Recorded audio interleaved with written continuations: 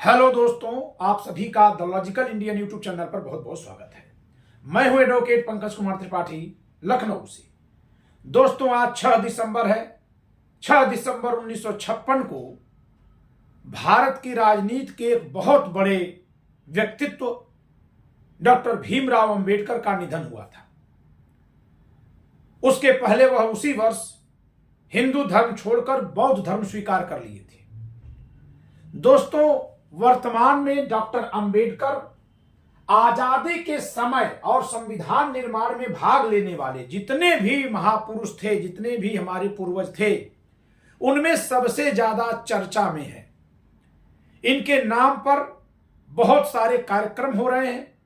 उतने कार्यक्रम देश की सबसे पुरानी पार्टी जो कांग्रेस है, उसके जो सबसे बड़े नेता हैं पंडित जवाहरलाल नेहरू, उनके नाम पर भी नहीं मिलेंगे। अटल बिहारी वाजपेयी के नाम पर नहीं कार्यक्रम मिलेंगे। आरएसएस के संस्थापक गोलवलकर के नाम पर इतने कार्यक्रम नहीं मिलेंगे। देश के राष्ट्रपिता कहे जाने वाले आजादी के सबसे बड़े नायक महात्मा गांधी के नाम पर इतना कार्यक्रम कभी नहीं मिलेगा। जितना कार्यक्रम, जितना आयोजन आपको डॉक्टर भीमराव अंबेडकर के जन्मदिन यानी 14 अप्रैल और परिनिर्वाण दिवस, पुण्यतिथि, स्मृति दिवस यानी 6 दिसंबर को आपको मिलता है, देखने को मिलता है।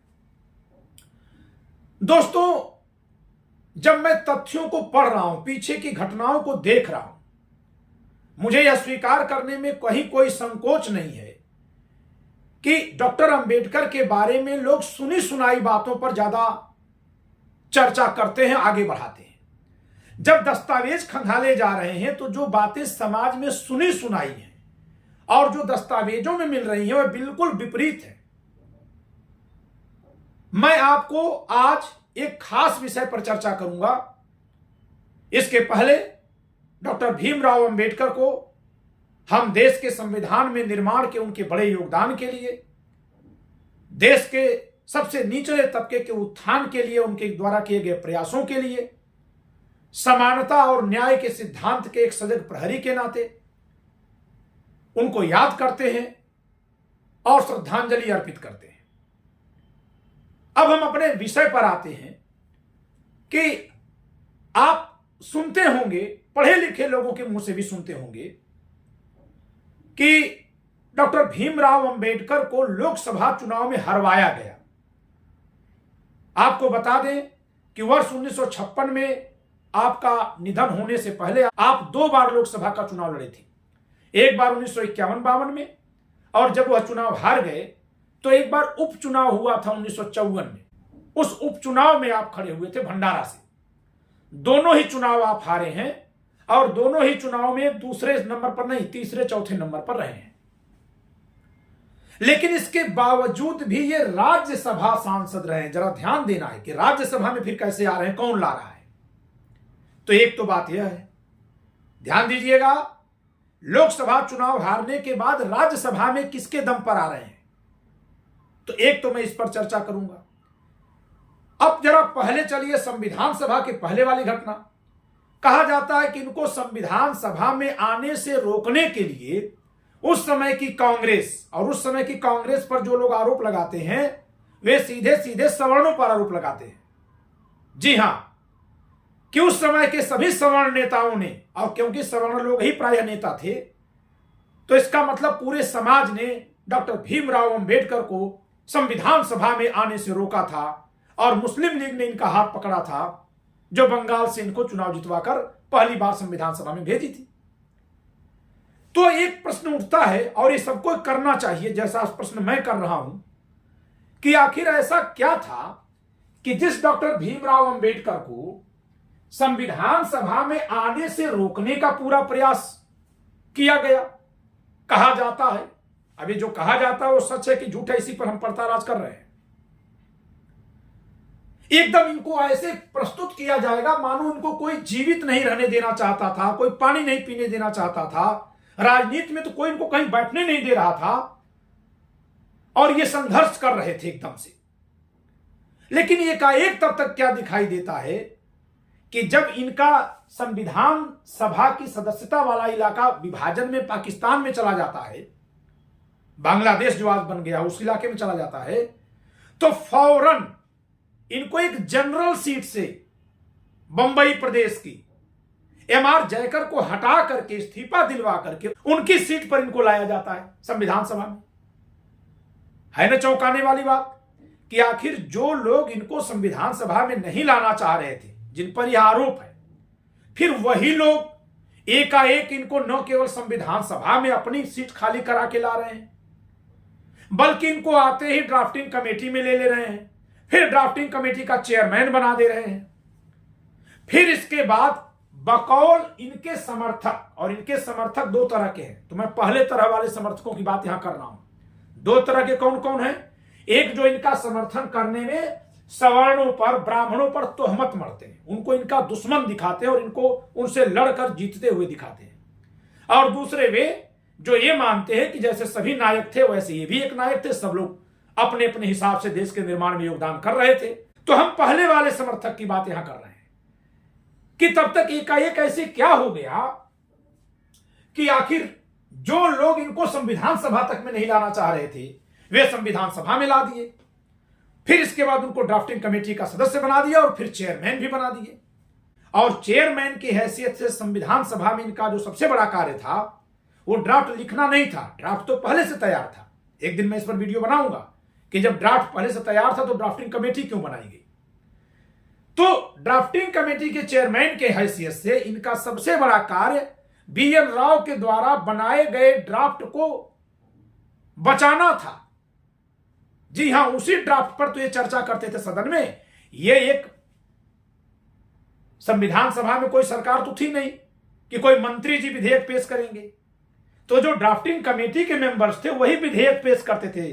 संविधान का ड्राफ्ट, उसके प्रस्ताव वही पेश करते थे, लोगों से आपत्ति लेते थे, सुझाव लेते थे, चर्चा होती थी और फिर उसमें जिस पर पारित हो जाता था डॉक्टर राजेंद्र प्रसाद प्रस्ताव पेश कराते थे, मतदान कराते थे। अगर मतदान से पारित हो गया तो हो गया, नहीं पारित हुआ तो खत्म। तो डॉक्टर भीमराव अंबेडकर जी को इस कार्य के लिए इतनी शिद्दत से क्यों रख दिया गया? अब जो लोग इनके पहले वर्ग के समर्थक हैं, मैं उन पर बात कर रहा हूं कि आखिर ऐसा कैसे चमत्कार हो गया, क्योंकि उनके अनुसार सब संविधान इन्होंने ही लिखा है। तो ये चमत्कार कैसे हो गया कि जो लोग इनको संविधान सभा में नहीं आने देना चाह रहे थे वे न केवल संविधान सभा में लाए बल्कि ड्राफ्टिंग कमेटी का मेंबर बना दिए, चेयरमैन बना दिए और फिर इनको संविधान बनाने दिए और संविधान से सहमत हो गए। मैं फिर से कह दूं, संविधान कोई एक व्यक्ति नहीं बना सकता था, सबकी सहमति से पारित हुआ है, पूरी बहस चली है। तो वो अधिकार, वह जगह इनको उतनी देर के लिए इतना ज्यादा समर्थन कैसे मिल गया? प्रथम वर्ग के समर्थकों से मेरा सवाल है, सोचें कि आखिर उतने ही कालखंड में डॉक्टर भीमराव अंबेडकर को इतना ज्यादा सब लोग क्यों मानने लगे कि इनको चेयरमैन भी बना दिए और फिर इनको संविधान जो लिख कर लाए वो पारित कर दिए। और फिर जैसे ही संविधान निर्माण समाप्त हुआ फिर इनकी कोई बात नहीं मानी जा रही है, सितंबर 1951 में इस्तीफा दे देते हैं। कहा जाता है कि हिंदू कोड बिल के लिए इस्तीफा दिए, हिंदू महिलाओं की दशा के लिए इस्तीफा दिए। मैंने खुद कहा है कई बार, लेकिन जब मैं अध्ययन किया तो मुझे मिल रहा है कि उस इस्तीफा देने के बाद तो इन्होंने हिंदू महिलाओं के लिए कोई कार्य नहीं किया, कहीं कोई आंदोलन तो नहीं चलाया, बल्कि उसके बाद फिर ये शेड्यूल कास्ट फेडरेशन के ही माध्यम से चुनाव लड़ने चले गए लोकसभा का। और फिर जब वो चुनाव हार गए तो राज्यसभा में कौन ला रहा है? राज्यसभा के सदस्यों का चुनाव कौन करता है दोस्तों? राज्यसभा के सदस्यों का चुनाव विधानसभा सदस्य करते हैं, विधायक करते हैं। तो ये किस प्रदेश से राज्यसभा में आए थे? बंबई प्रदेश से। उस समय बंबई प्रदेश में आज का महाराष्ट्र और गुजरात दोनों आते थे। उस समय के बंबई प्रदेश में कुल विधायकों की संख्या 281 थी, 281। और उस समय बंबई प्रदेश से राज्यसभा में 17 सांसद चुने जाने थे। यानी बंबई प्रदेश के विधानसभा में जो 281 विधायक थे उनसे कुल 17 सांसद चुने जाने थे। तो हर एक सांसद के लिए 16 वोट चाहिए था, 16 एमएलए का समर्थन चाहिए था, 16 एमएलए का। अब इनकी पार्टी के कितने एमएलए थे? तो चलिए 281 वहां कुल विधायक थे, कुल विधायक, कुल एमएलए 281 में 281 में 269 किसके थे? कांग्रेस के। बचे कितने? 12 बचे ना, 269 और 281। जो 12 बचे उसमें से 9 विधायक थे सोशलिस्ट पार्टी के और 2 विधायक थे कम्युनिस्ट पार्टी के, 1 विधायक इनकी पार्टी के थे, 1। अगर ये सब मिल भी गए तब भी तो 12 ही हो रहे हैं, फिर भी ये सांसद नहीं बन सकते थे। तो ये राज्यसभा में फिर कैसे आए? तो आप पूछेंगे मैं कहना क्या चाह रहा हूं, और ये सब जो मैं बता रहा हूं ऑथेंटिक डेटा बता रहा हूं बिल्कुल। क्या ये भ्रम फैलाया गया है, झूठ फैलाया गया है कि डॉक्टर अंबेडकर को कोई उठने नहीं देना चाह रहा था, इनको कोई आने नहीं देना चाह रहा था? चुनाव तो जनता में होगा ना। क्या इनके बारे में झूठ फैलाया गया? अगर यह झूठ फैलाया गया तो क्यों फैलाया गया? किसको क्या हासिल हो रहा है इससे? इस पर भी हम चर्चा करेंगे। लेकिन मैं आज जो सवाल कर रहा हूं वो इसलिए कर रहा हूं ताकि आप लोग आज के दिन पर डॉक्टर भीमराव अंबेडकर के नाम पर जो तथ्य फैलाए गए हैं उसको यूं ही मत सुन लीजिए। इसको क्यों लोग मान ले रहे हैं? क्योंकि हम जैसे पढ़े लिखे शिक्षक लोग इस तरह के झूठ फैला दे रहे हैं। जी हां, अभी मैं देखा एक शॉर्ट टहल रहा था, हरियाणा की एक शिक्षिका है, बड़ी प्रख्यात है, बबीता मैम। अब बबीता मैम कह रही हैं कि संविधान सभा में कोई उनको आने नहीं देना चाह रहा था, फिर भी वो आए और संविधान बनाए। अब आम आदमी जब सुनेगा तो ये सोच लेगा कि भाई ये तो पढ़ाती हैं, अगर ये बता रही हैं तो सही ही बता रही होंगी। सही बात तो ये है कि वो भी सुनी सुनाई बात पर ही वीडियो बना दे रही हैं। हम लोग भी ऐसी गलती किए हुए हैं, बहुत सी ऐसी बातें पीछे गई होंगी। तो क्यों न अब डेटा खोज कर देखा जाए। तो जब मैंने बंबई प्रदेश के विधायकों की संख्या देखी कि कितने विधायक किस पार्टी से थे, फिर तो यह बात एकदम झूठी निकल गई कि डॉक्टर अंबेडकर को लोकसभा चुनाव में हरवाया गया था। जो लोकसभा चुनाव में हरवाएगा वो राज्यसभा में अपने विधायकों से वोट दिलवाकर इनको क्यों राज्यसभा में ला देगा? क्यों लाएगा बताइए? अब सवाल फिर से वही है जो शुरू में मैंने किया था कि तो क्या यह अचंभा नहीं है, अचरज सा नहीं है कि जिस भीमराव अंबेडकर के बारे में इनके प्रथम वर्ग के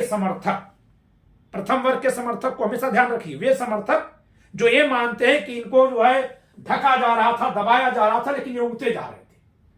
तो क्या यह अचंभा नहीं है कि प्रथम वर्ग के समर्थक जब यह दावा करते हैं कि इनको संविधान सभा में आने से रोका गया और इसी नाते मुस्लिम लीग के सहयोग से आए, फिर भी जब देश का विभाजन हुआ, इनका इलाका अलग गया, तो आखिर क्या ऐसी जरूरत आन पड़ी कि इनको संविधान सभा में ला दिया गया, ड्राफ्टिंग कमेटी का मेंबर और चेयरमैन बना दिया गया, फिर इन्हीं के जरिए पूरे संविधान का वाचन करवाया गया। यही प्रस्ताव रखते थे, लोग संशोधन के लिए बात करते थे। मैं फिर से वही बात दोहरा रहा हूं। तो संविधान सभा के सभापति की हैसियत से डॉक्टर राजेंद्र प्रसाद किसी सदस्य द्वारा पेश किए गए प्रस्ताव पर बहस करवाने या न करवाने का फैसला करते थे। तो संविधान सभा में यह जिम्मेदारी देने के लिए इनको क्यों ला दिया गया? अब इस पर इनके समर्थक कहते हैं कि किसी और को संविधान लिखने आता ही नहीं था। इसको भी मैंने देखा कि भाई डॉक्टर भीमराव अंबेडकर किस तरह का संविधान लिखना चाहते थे।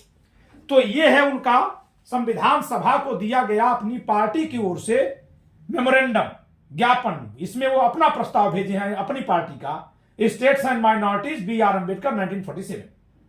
और इसमें जो बातें इन्होंने की है उसमें से कोई भी बात संविधान में नहीं लिखी गई है, जबकि संविधान में 90% से ज्यादा बातें वो लिखी गई हैं जो B.N. राव के ड्राफ्ट में है। दावे के साथ कह रहा हूं। तो अब सवाल यह बनता है कि फिर से प्रथम वर्ग समर्थकों से मैं पूछ रहा हूं कि क्या डॉक्टर भीमराव अंबेडकर के लिए उतने समय तक सबका हृदय परिवर्तन हो गया था जब वे संविधान सभा में थे, कि जैसे ही देश का विभाजन हुआ तुरंत इनको लोग अपनी सीट खाली करा करके एक सदस्य से इनको संविधान सभा में लाए, ड्राफ्टिंग कमेटी में लाए, चेयरमैन बनाए, इनसे सारा कुछ लिखवा लिए और फिर इसके बाद फिर इनके विरोधी हो गए। लोकसभा चुनाव में जनता ने भी नकार दिया। एक हिंदू कोड बिल की बात आती है, हिंदू कोड बिल के नाम पर बहस हुई थी, तीखी बहस हुई थी, और उसी वजह से डॉक्टर भीमराव अंबेडकर ने इस्तीफा दिया था। लेकिन इस्तीफा देने के बाद वे हिंदू महिलाओं के उत्थान के लिए तो कोई कार्य करते नहीं दिखाई दिए। उनके पूरे जीवन के किसी भी आंदोलन में कहीं भी हिंदू महिलाओं का कोई आंदोलन नहीं है। उनका सारा आंदोलन शेड्यूल कास्ट के लिए है, केवल अभी डिप्रेस्ड क्लास के लिए। तो मैं ये कह रहा हूं कि जो ये फैलाया गया है, जब वो डेटा से प्रमाणित नहीं है तो क्यों फैलाया गया? कौन है जो ये फैला रहे हैं? और इतनी उस तरह की अप्रमाणिक किताबें लिखी गई हैं, इतनी जहरीली जहरीली किताबें, ये मैं क्यों पढ़ना शुरू किया? आप कहेंगे कि सर आप भी तो 2 साल पहले तक खूब उन्हीं किताबों पर भरोसा करके बात करते थे। जी नहीं, मैं उन किताबों पर भरोसा नहीं करता था। समाज में जो बात सुनी गई थी उन्हीं पर बात कही जा रही थी। लेकिन मेरा दिमाग तब ठनका जब चुन चुन कर ब्राह्मण नेताओं को इनके खिलाफ खड़ा होता दिखाया जा रहा था। जैसे सविता अंबेडकर जिन्होंने इनसे विवाह किया, उनके खिलाफ बातें की गई, उन्हीं को हत्यारिन बताया गया। तो मैं सोचने लगा कि भाई ये तो कुछ गड़बड़ है। जिस महिला ने इनसे विवाह कर लिया और इनको मारने की क्या जरूरत थी? बहुत बड़ी गलतफहमी में है लोग। जो व्यक्ति अपने जीवन के आखिरी समय में जाके धर्म परिवर्तन करते हैं, बीमार हैं, उस समय लोकसभा में जनता ने उनको नकार दिया और राज्यसभा में जा रहे हैं तो कह रहे हैं कि हम संविधान जलाएंगे, उस व्यक्ति को मारने की फिर क्या जरूरत है? हाँ, ये कहानियां बनेंगी कि नहीं मरते तो ये कर देते, नहीं मरते तो ये सब कहानियां कही जाती हैं सबके लिए। गांधी जी की हत्या नहीं हुई होती तो न जाने और क्या क्या हो जाते। ये सब बातें हर किसी व्यक्ति के लिए जब वो गुजर जाता है तो कही जाती है। बड़ी अच्छी बात है, कही जानी चाहिए, क्योंकि ऐसे नायकों से एक उम्मीद होती है, तो ये कहा जाना चाहिए। लेकिन और जिसको मारना रहेगा वो 1948 में शादी करके सन 1956 तक इंतजार करेगा। संविधान निर्माण का कार्य तो 1950 में पूरा हो गया। तो इस नाते हुआ तो एकदम झूठ था। तो मेरा ध्यान उस पर गया था कि ये झूठ है ये। फिर जब BN राव की बात आई है और जब मैंने ड्राफ्ट मिलाया और आज का संविधान मिलाया, तो BN राव का ड्राफ्ट ही स्वीकार कर लिया है भीमराव अंबेडकर जी ने, और उसी ड्राफ्ट को फिर संविधान सभा में वो पेश करते हैं। उसी ड्राफ्ट का तो बचाव किए हैं। BN राव के ड्राफ्ट का आपने बचाव किया है, अपना तो आपने छोड़ दिया, उस पर तो कोई चर्चा ही नहीं की। हां, कहीं कहीं जहां BN राव से अलग हैं, वे सारे उन जगहों पर हैं जहां BN राव के कॉन्स्टिट्यूशन में ड्राफ्ट में राज्य सरकारों को शक्तियां ज्यादा थी। केंद्र सरकार को तुलनात्मक रूप से जितना आज मिल गई उतनी नहीं थी। वहीं आप विस्थापित हुए हैं और केंद्र सरकार को मजबूत बनाने वाला प्रावधान अपनी ओर से जोड़े हैं, जैसे गवर्नर की पावर। तो ये तो उसी को फायदा मिलेगा जो केंद्र सरकार में उस समय है, या जिसको केंद्र सरकार में आगे आने की पूरी संभावना है। और इस हिसाब से देखा जाए तो कांग्रेस, तो संविधान सभा में कांग्रेस का बहुमत, कांग्रेस ने ही अपने मंत्रिमंडल में इनको मंत्री बनाया, कांग्रेस ने ही अपने ही सदस्य से सीट खाली करवा कर इनको संविधान सभा में लाया, कांग्रेस ने ही इनको BN राव का ड्राफ्ट पकड़ाया। BN राव के ड्राफ्ट में जितनी तब्दीली करवानी थी, उन सभी तब्दीलियों से केवल और केवल केंद्र सरकार को मजबूत करने वाली तब्दीलियां की गई, तो उसी को फायदा मिला। अन्य तब्दीलियां अन्य सदस्यों के कहने पर की गई हैं। ऐसा नहीं है कि सारी तब्दीलियां इन्हीं के कहने पर हुई हैं। अन्य सदस्यों के भी बहुत सारे प्रस्ताव पारित हुए हैं। और फिर वही कांग्रेस इनको राज्यसभा में ला रही है चुनाव हारने के बाद। तो डॉक्टर भीमराव अंबेडकर को तो सबसे ज्यादा सहयोग दिया या यूज किया कांग्रेस ने।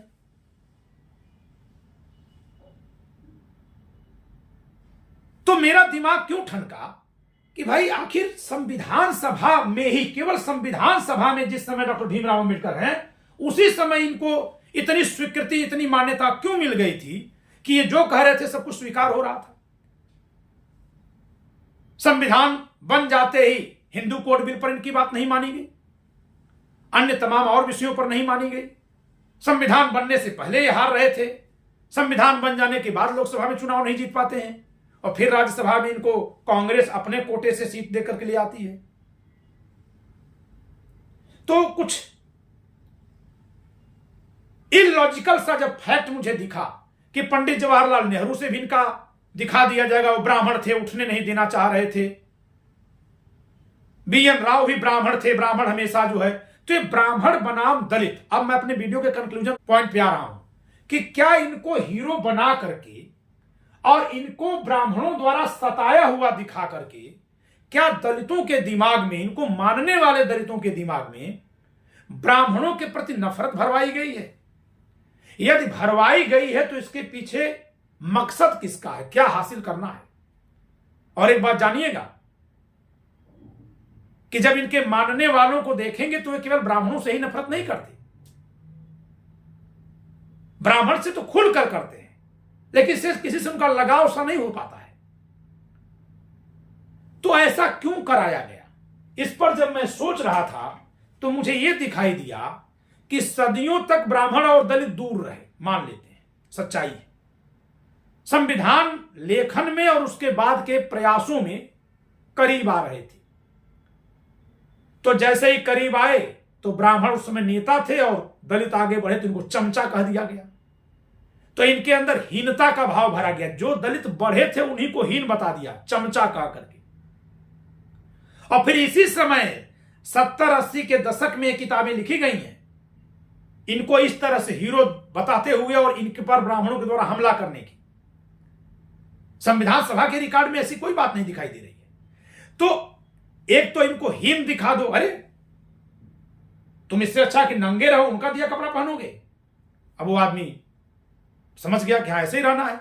तो क्या वर्तमान में उसी इतिहास को वापस लाने के लिए एक चाल चली जा रही है कि जहां पहले था कि ब्राह्मण अपने आप को दलित से दूर रखते थे, अब दलित खुद ब्राह्मणों को अपने से दूर करके उनसे दूर हो रहे हैं। चाहे ब्राह्मण दलित को दूर करे या दलित खुद ब्राह्मण से दूर हो जाए, स्थिति वही बनेगी कि नहीं बनेगी, बन रही है कि नहीं बन रही है कि दोनों दूर हो रहे हैं। यह कौन करवा रहा है? बामसेफ कर रहा है कि कोई और संगठन कर रहा है? जो लोग कर रहे हैं वो क्यों कर रहे हैं? हाँ, इसका फायदा मिला कि कुछ लोग नेता बन गए और ये पूरा एक समाज वोट बैंक बना, बहुत अरबों खरबों का इस पर काम हुआ। लेकिन ये जब ध्यान से देखेंगे तो जिस तरह से गालियां दी गई हैं ब्राह्मण नेताओं को, ब्राह्मण समाज को, इनके साथ के, इनके द्वारा किए गए देश के योगदान में हर जगह ब्राह्मण खड़े दिखाई दे रहे हैं। ऐसा तो कुछ नहीं दिखाई दे रहा है। तो मैं चाहूंगा कि आप लोग डेटा पर जाकर पढ़िए। संविधान सभा की डिबेट पूरी की पूरी हिंदी और अंग्रेजी दोनों भाषा में उस समय छपवाई गई थी और वह आज इंटरनेट पर उपलब्ध है। आप ई लाइब्रेरी, संसद ई लाइब्रेरी करके सर्च करिए, आपको मिल जाएगी। संसद ई लाइब्रेरी करीब 43,000 पृष्ठों की है, वो मिल जाएगी आपको। तो कुल मिलाकर मेरा सवाल आज यही है कि डॉक्टर भीमराव अंबेडकर की पुण्यतिथि पर हम यह चिंतन करें, मनन करें कि यदि इनका सब लोग विरोध कर रहे थे तो केवल संविधान सभा के कालखंड भर में ही सब इनकी बात पर सहमत क्यों हो गए थे, और यदि इनकी बात लोग मानने को सहमत हो गए थे तो फिर इनकी जो यह बात है जो इनकी पार्टी की ओर से इन्होंने स्वयं लिख करके संविधान सभा में अप्रैल 1947 में दी थी, इस बात को यह सबके बीच में क्यों नहीं रखे? इसमें क्या कहा गया है, मैं इस पर भी कभी चर्चा करूंगा कि डॉक्टर भीमराव अंबेडकर की पार्टी क्या कहना चाह रही थी। हाँ, ये क्या है? States and minorities B R. Ambedkar 1947। आप यह करके सर्च करेंगे, पूरा लेख मिल जाएगा आपको इंटरनेट पर। तो इस वीडियो में इतना ही दोस्तों। आप चाहे अच्छी टिप्पणी करिए, भद्दी टिप्पणी करिए, लेकिन जो सच्चाई मिलेगी उसको डिग करना, उसको खोज कर निकालना और सबके बीच में रखना, यह मेरा नैतिक दायित्व है और यही मेरा स्वभाव भी है। तो इस वीडियो में इतना ही। वीडियो लाइक करिएगा, शेयर करिएगा, चैनल सब्सक्राइब न किया सब्सक्राइब करिएगा। जय संविधान।